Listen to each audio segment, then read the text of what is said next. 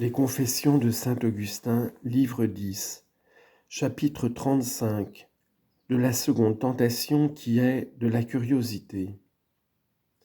À cette tentation, il s'en joint une d'une autre sorte qui est en toute manière plus périlleuse.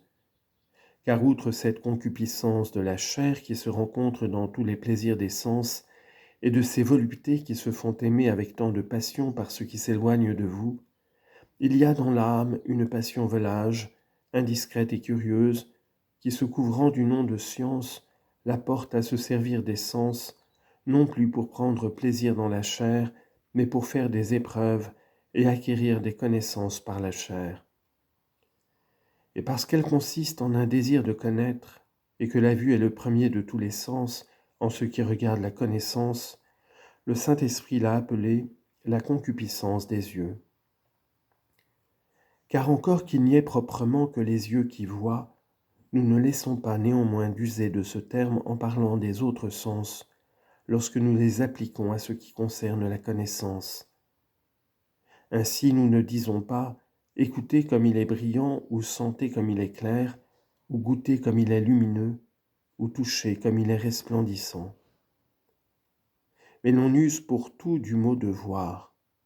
et ne nous contentons pas de dire « voyez quelle clarté c'est là », ce qui appartient seulement aux yeux, nous disons aussi « voyez quel est ce son, voyez quelle est cette odeur, voyez quelle est cette saveur, voyez quelle est cette dureté ». Tellement que, comme j'ai dit, toute sorte d'expérience qui se fait par les sens s'appelle généralement la concupiscence des yeux, parce que lorsque les autres sens veulent entrer dans la connaissance de quelque chose, ils usurpent en quelque manière l'office de voir, qui appartient aux yeux par prérogative et par éminence. Or, il n'est pas difficile de discerner ce que les sens font par volupté ou par curiosité. La volupté ne cherche que les beaux objets, les sons harmonieux, les odeurs agréables, les goûts délicieux, et ce qui peut plaire à l'attouchement. Et la curiosité s'attache même à des sujets tout contraires et se porte aux choses fâcheuses et désagréables, non pour en ressentir de la peine et de la douleur, mais par le désir qui la pousse à vouloir tout savoir et tout éprouver. Car quel plaisir y a-t-il de voir un corps mort déchiré de coups qu'on ne peut regarder qu'avec horreur ? Et néanmoins, lorsqu'ils s'en rencontrent, tous y courent pour s'attrister et pour en avoir de l'effroi, quoiqu'ils craignent même de recevoir en songe un objet semblable. Comme si, lorsqu'ils étaient éveillés, on les avait contraints de le voir, ou qu'ils y fussent portés par la pensée qu'il y avait quelque beauté dans ce qu'ils désiraient de voir. Il en est de même des autres sens, ce qui serait trop long à expliquer par le menu.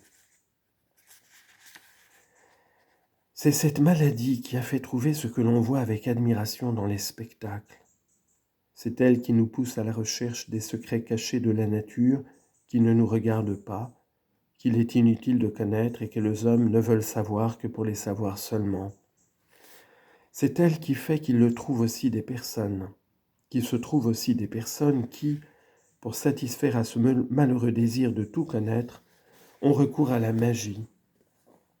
Et c'est elle enfin qui, dans la religion même, ose tenter Dieu en lui demandant des prodiges et des miracles, par le seul désir d'en voir, et non pour l'utilité qui en doivent naître. Ô mon Dieu, mon Sauveur, combien par votre assistance et par votre grâce ai-je fait de retranchements en mon cœur dans cette vaste forêt, pleine de tant d'embûches et de dangers, et néanmoins le cours de notre vie se trouvant incessamment environné et assiégé de tous côtés d'un si grand nombre de périls de cette sorte, quand est-ce que j'oserais dire que nulle de ces choses ne me rend attentif à la regarder et ne me fait pas tomber dans une vaine curiosité ? Il est vrai que le plaisir du théâtre ne me touche plus, que je ne me soucie pas de connaître le cours des astres, que je n'ai jamais consulté les ombres des morts, et que j'abhorre toutes ces passions sacrilèges qui se font avec les démons. Mais, Seigneur mon Dieu, auquel je dois servir avec humilité et simplicité, Quels efforts cet immortel ennemi des hommes ne fait-il pas par ses tentations et par ses ruses, afin de me porter à vous demander quelque miracle? Je vous conjure par Jésus-Christ notre Roi, et par notre chère patrie, cette céleste Jérusalem, qui est toute pure et toute chaste, que comme j'ai été fort éloigné jusqu'ici de consentir à cette tentation, je le sois toujours de plus en plus.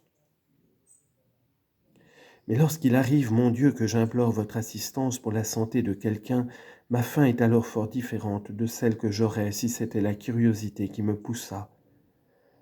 Et comme en cela vous ne faites que ce qu'il vous plaît, vous me faites aussi la grâce, et j'espère que vous me la ferez toujours, de recevoir de bon cœur tout ce qui arrive. Néanmoins, qui pourrait dire en combien de légères occasions et de choses de néant nous sommes tous les jours tentés par la curiosité, et combien souvent nous y succombons? Combien de fois arrive-t-il que lorsqu'on nous conte des choses frivoles, nous les souffrons d'abord par tolérance, afin de ne pas choquer les esprits faibles, et qu'ensuite nous nous portons peu à peu à les écouter avec plaisir? Je ne vais plus voir dans le cirque courir un chien après un lièvre, mais si passant par hasard dans une campagne j'y rencontre une chose semblable, elle me divertira, peut-être de quelque grande pensée, et m'attirera vers elle, non pas en me contraignant de quitter mon chemin pour pousser mon cheval de ce côté-là, mais en portant mon cœur à le suivre. Et si, en me faisant voir ma faiblesse, vous ne me faites promptement connaître que je dois même dans cette circonstance trouver des sujets d'élever mon esprit vers vous, ou la mépriser entièrement et passer outre, je demeure comme immobile dans ce vain amusement. Que dirais-je aussi de ce qu'étant quelquefois assis dans la maison, un lézard qui prend des mouches ou une araignée qui les enveloppe en ses filets me donne de l'attention? Quoique ces animaux soient petits, cet amusement n'est-il pas le même qu'en des choses plus importantes? Je passe de là à vous louer, ô mon Dieu, qui avez créé toutes choses et qui les ordonnait avec une sagesse si admirable. Mais ce n'est pas par là qu'a commencé mon attention. Il y a grande différence entre se relever promptement et ne pas tomber. Toute ma vie est pleine de telles rencontres et tout mon esprit consiste en votre extrême miséricorde. Car lorsque notre esprit se remplit de ces fantômes, et qu'il porte sans cesse avec soi une infinité de vaines pensées, il arrive de là que nos prières mêmes en sont souvent troublées et interrompues, et que lorsqu'étant en votre présence, nous nous efforçons de vous faire entendre la voix de notre cœur, une action de telle importance est traversée par des imaginations frivoles qui viennent de je ne sais où se jeter comme à la foule en notre esprit. Estimons-nous que cela soit peu de choses?